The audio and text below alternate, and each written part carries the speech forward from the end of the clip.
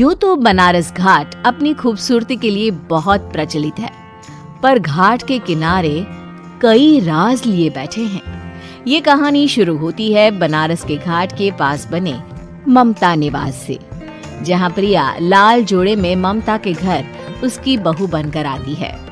आओ आओ बहू, घर को अपने पैरों से पवित्र करो। ममता घर की दहलीज पार कर ही रही होती है कि अचानक एक बहुत गंदी सी बास पूरे घर में फैल जाती है।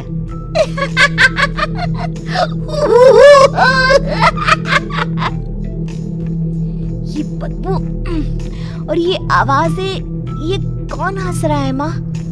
अब ये पड़ोसी ना हमारे थोड़े अलग से है। कहाँ हम शाकाहारी और ये मांस मच्छी खाने वाले। छोड़, तू ध्यान मत दे और गृह प्रवेश कर। और हाँ बहू, अपनी सास की एक बात हमेशा याद रखना, इन पड़ोसियों से तो कभी बात नहीं करेगी। अच्छे लोग नहीं है ये। अपनी सास की ये बात मानेगी ना बेटा?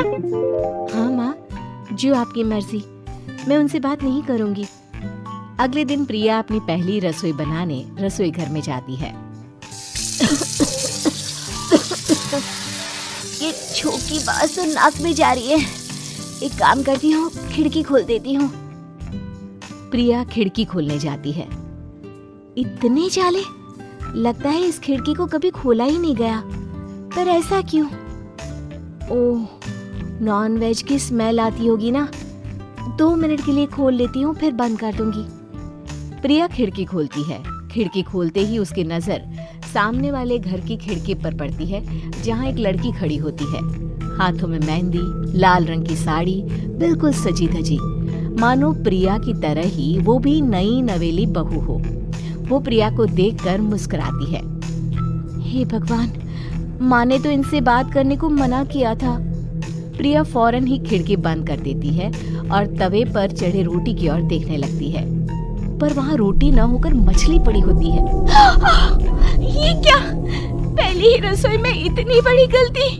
हे भगवान, अब मैं क्या करूं? प्रिया बहुत डर जाती है और फौरन रसोई की सफाई करने और फिर सभी के लिए खाना बनाने लग जाती है। जब वो सबको खाना परोसती है, सब तो ठीक है, मैं बेकार में चिंता कर रही थी।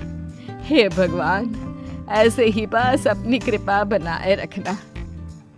रात के वक्त जब सब सो रहे होते हैं, तब प्रिया को पायल की आवाज सुनाई देती है, जिससे उसकी आंख खुल जाती है। ये पायल की आवाज कहाँ से आ रही है? प्रिया उठकर उस आवाज के पीछे छत की सीढ़ियों तक जाती है। तभी उसे बच्चे के रोने की आवाज आती है। प्रिया छत पर जाती है तो क्या देखती है? वही लाल साड़ी वाली लड़की अपनी गोद में एक नवजात बच्चे को घुमा घुमा कर सुला रही है। तभी प्रिया की नजर उसके पेट पर पड़ती है। ओह गॉड, ये तो प्रेग्नेंट भी है। सुनिए, बच्चा सो नहीं रहा है क्या? मैं कुछ मदद करूं? नहीं नहीं, आपके घर वालों को अच्छा नहीं लगेगा, मैं संभाल लूंगी। स्नेहा की गोद से बच्चा हाथ मारकर प्रिया की गोद में आने को छटपटाने लगता है।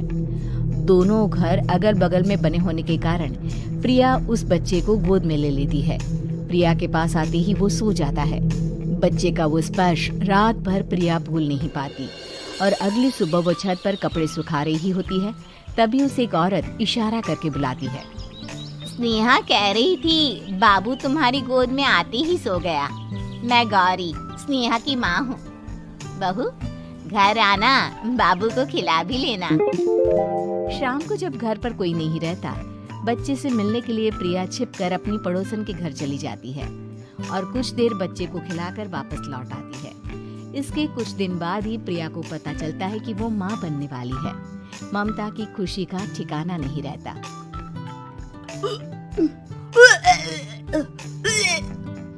माँ जी, पता नहीं क्यों उल्टी आ रही है। प्रिया भागती हुई वॉशरूम में जाती है तो हरे और लाल रंग की उल्टी करती है। उस उल्टी में से कीड़े निकलते हैं। ये क्या? खून और ये कीड़े! माँ! माँ! प्रिया की आवाज सुनकर ममता दौड़ कर आती है, पर बेसिन में कुछ नहीं होता। प्रिया हक्की बक्की रह जाती है। ये सब क्या हो रहा है? प्रिया घबरा जाती है और अपने कमरे में जाकर सो जाती है।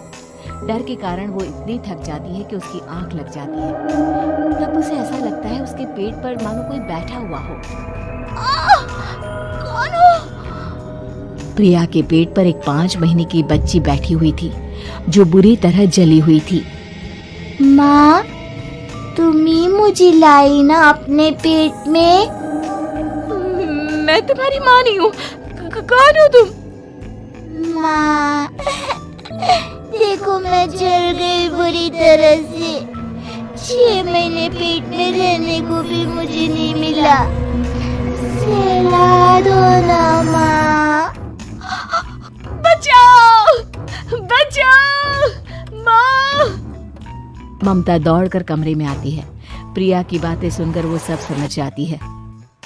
तू कहीं बगल वाले घर में तो नहीं जाकर आई ना बहू? मुझे माफ कर दो, मैं गई थी माँ। उस घर में सब मरे हुए हैं बहू। कई साल पहले स्नेहा उस घर में बहू बनकर आई थी। कुछ ही दिन में वो एक बच्चे को जन्म देने वाली थी। पूरा घर बच्चे के आने की खुशी में खोया था कि एक दिन अचानक उस घर में आग लग गई। सब बुरी तरह जलकर मर गए। गौरी आज भी दादी बनने का इंतजार कर रही है और इसीलिए स्नेहा ने अपना अजन्मा बच्चा तुम्हारी कोख में डाल दिया। ममता ये कह रही होती है कि पीछे से उसके पैरों को एक बच्चा पकड़ लेता है।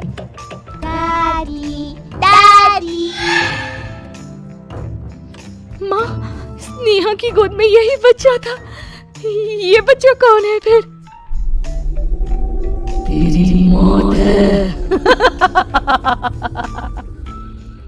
तेरी भी दादी।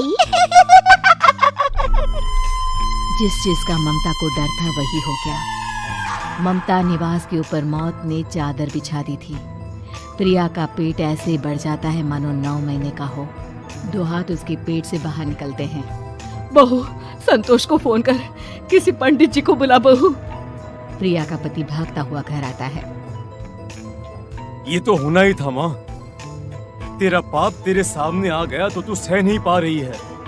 स्नेहा घर में आग लगी नहीं थी, माँ ने लगाई थी प्रॉपर्टी की लालच में। और वो बच्चा मेरी पहली पत्नी का बच्चा है, मेरा बेटा, जो कि उस आग की चपेट का शिकार हो गया था। मैंने तुमसे ये सब माँ के कहने पर छुपाया था। मुझे माफ कर दो प्रिया। तुम अगर चाहो तो यहाँ से जा सकती हो।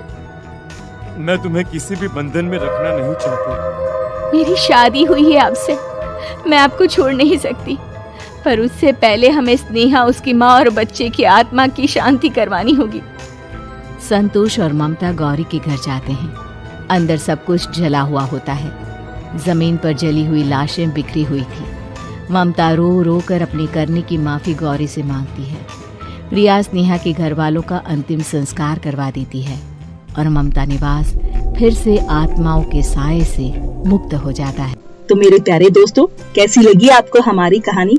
कमेंट करके जरूर बताएं और इसे अपने दोस्तों के साथ शेयर करें। और हाँ, अगर आपने अभी तक हमारे चैनल को सब्सक्राइब नहीं किया तो जल्दी से नीचे लाल कलर का बटन दबाकर सब्सक्राइब करें और बेल आइकन दबाना ना भूलें, ताकि आप ऐसे ही नई मजेदार कहानियाँ देख सकें। तो दोस्तों, तब तक के लिए अपना ध्यान रखिए। धन्यवाद।